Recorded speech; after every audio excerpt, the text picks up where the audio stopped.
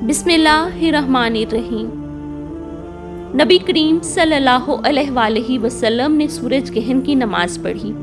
آپ صلی اللہ علیہ وآلہ وسلم جب کھڑے ہوئے تو دیر تک کھڑے رہے، پھر رکوع میں گئے تو دیر تک رکوع میں رہے، پھر رکوع سے سر اٹھایا تو دیر تک کھڑے ہی رہے، پھر دوبارہ رکوع میں گئے اور دیر تک رکوع کی حالت میں رہے، اور پھر سر اٹھایا، پھر سجدہ کیا اور دیر تک سجدے میں رہے، پھر سر اٹھایا اور پھر سجدہ کیا اور دیر تک سجدے میں رہے، پھر کھڑے ہوئے اور دیر تک کھڑے ہی رہے، پھر رکوع کیا اور دیر تک رکوع میں رہے، پھر آپ صلی اللہ علیہ وآلہ وسلم نے سر اٹھایا اور دیر تک کھڑے رہے، پھر دوبارہ رکوع کیا اور آپ صلی اللہ علیہ وآلہ وسلم دیر تک رکوع کی حالت میں رہے، پھر سر اٹھایا، پھر آپ صلی اللہ علیہ وآلہ وسلم سجدے میں چلے گئے اور دیر تک سجدے میں رہے۔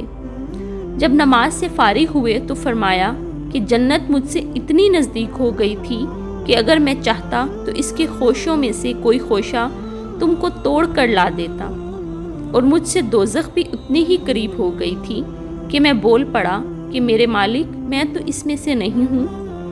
میں نے وہاں ایک عورت کو دیکھا۔ نافع بیان کرتے ہیں کہ مجھے خیال ہے کہ ابن ابی ملیکہ نے بتایا کہ اس عورت کو ایک بلی نوچ رہی تھی۔ میں نے وجہ پوچھی کہ اس کی کیا وجہ ہے؟ جواب ملا کہ اس عورت نے اس بلی کو باندھے رکھا تھا تاکہ بھوک کی وجہ سے وہ مر گئی، نہ تو اس نے اسے کھانا دیا اور نہ ہی چھوڑا کہ وہ خود کہیں سے کھا پی لیتی۔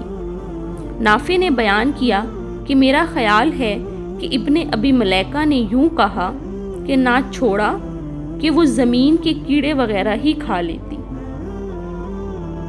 صحیح بخاری حدیث نمبر 745۔